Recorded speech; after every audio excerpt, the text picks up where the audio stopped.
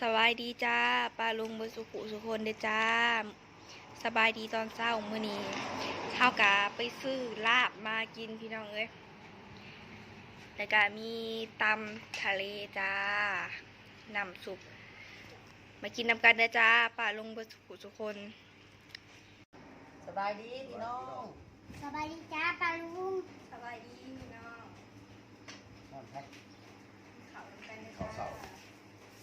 เอาเศร้าเด้อพี่น้องเด้อเพื่อนพี่น้องไงล่ะ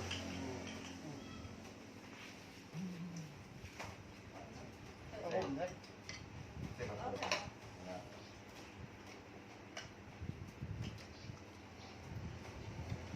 เด้อ หรือว่าอะไรอย่าง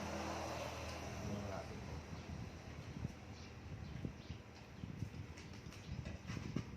อยากหลายอย่าง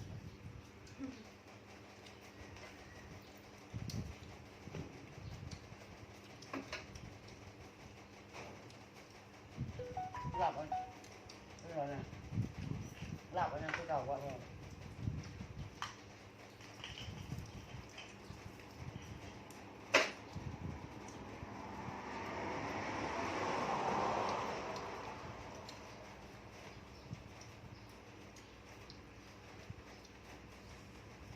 มากินน้ำกันนะจ้าปลาลุง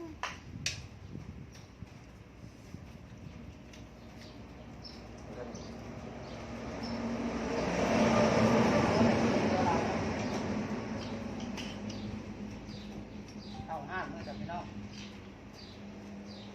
ข้าว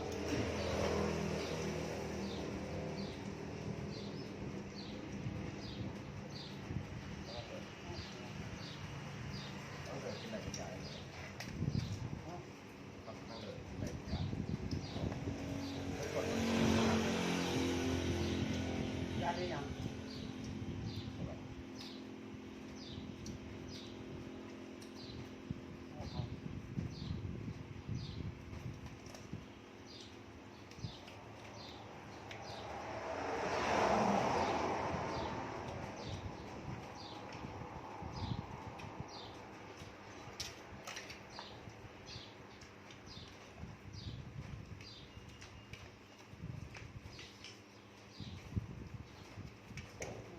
รับหนึ่ง รสชาติต่างกันหรอ มาถึงบ้านเขาเลยมันก็ถึงน้อย ไม่หน่อยนะ อันน้อยมันก็ถึง ทำตัวรับนี่มีบางเนาะ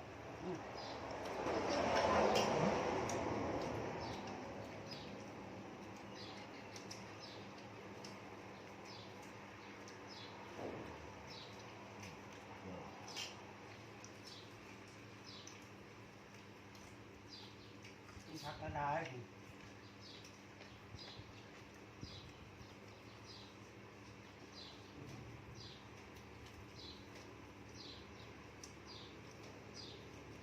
อากาศร้อนพี่น้องเอ้ยเอาดึกกันเลยเนาะเดือน4 เดือน5เดือนเดือนประมาณเดือน6 เดือน7เนาะเดือน12เนาะเดือน10เป็นเดือน12กันหนาวแล้ว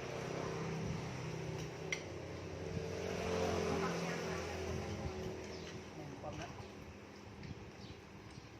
งามนางเป็นน้ำอุ่น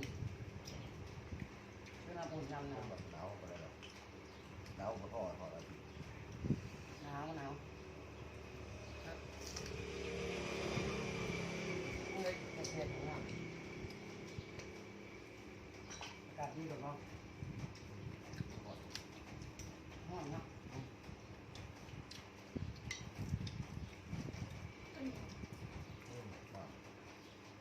เฮ็ดงานแรงๆเอา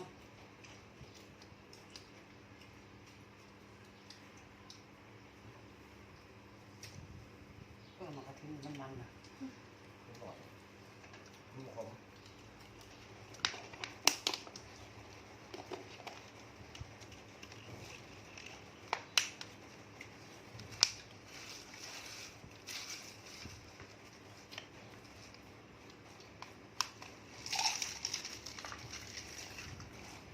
เอาเข้าน้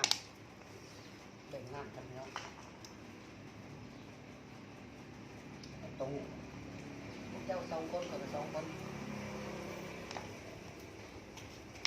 จะกระแบ่งกัน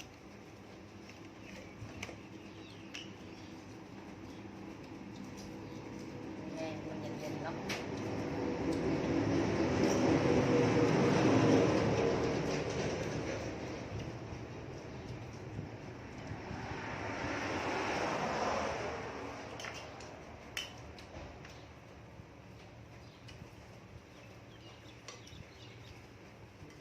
ก่อน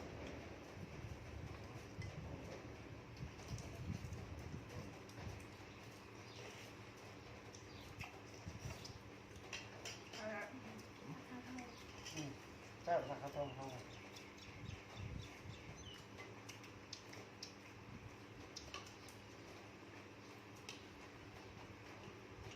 เศร้าแล้วพี่น้องกันนะจะกินข้าวเศร้า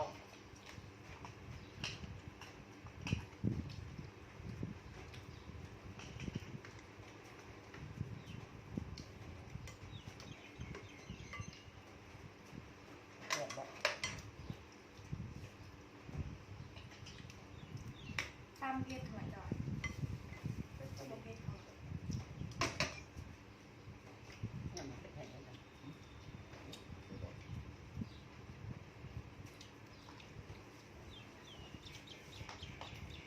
แซ่บบ่ทอง โดย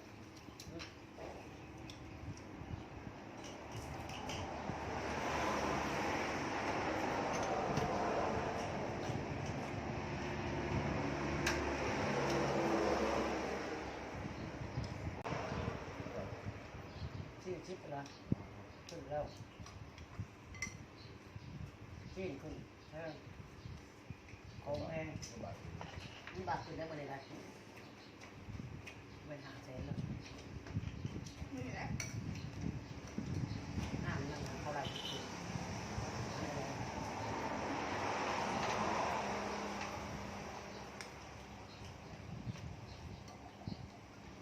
ไปถึงร้านเขาเริ่มหมดแล้ว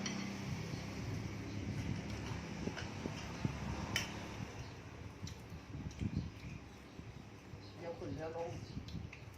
มันบาท กระถิ่นมัน น้ำมัน นิดหน่อย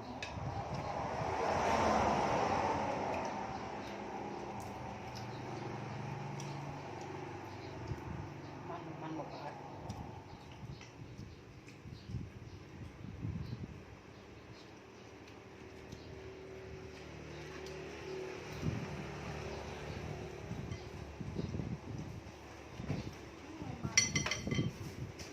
ว่านะ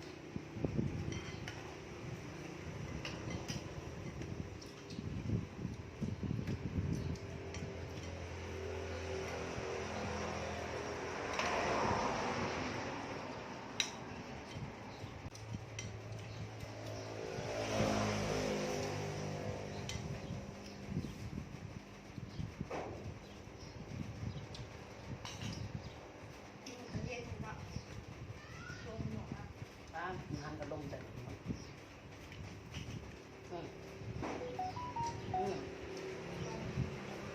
ฮ้ยมันแบบ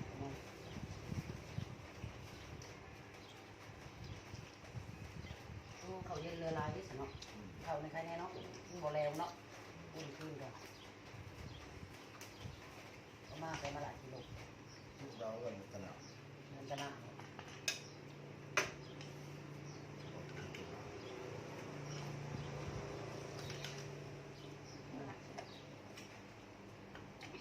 มันจะคิวเนาะ ลูกของเขามากครับน้ำมัน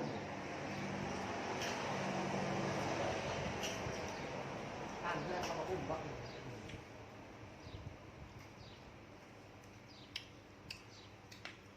แล้วพี่น้องเด้อ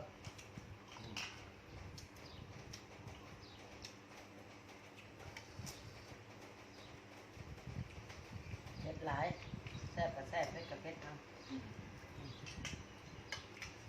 ทั้งแซ่บทั้งเผ็ดเนาะ โดย แต่ว่า มันหล่นลงไปนะ อาหารมันแล้ว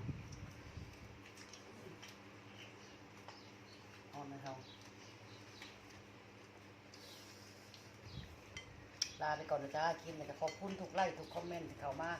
รับชมช่องแม่น้อยแฟมิลี่ได้จ้าพี่น้องฝากช่องน้องนัด TKS ในเด้อพี่น้องเด้อพอวัน TKS ด้วยนะจ้า